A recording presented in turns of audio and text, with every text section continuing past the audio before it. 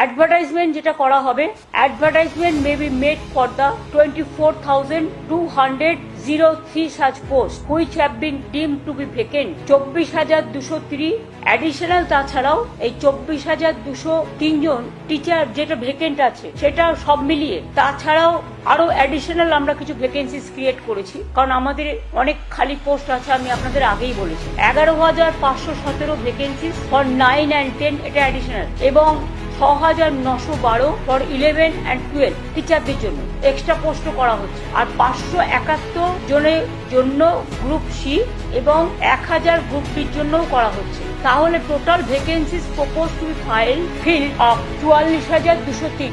Class 9-10 চাকরিহারাদের নিয়ে 23,212, class 11-12 চাকরিহারাদের নিয়ে 12,514, গ্রুপ সি 2,989, গ্রুপ ডি 5,488।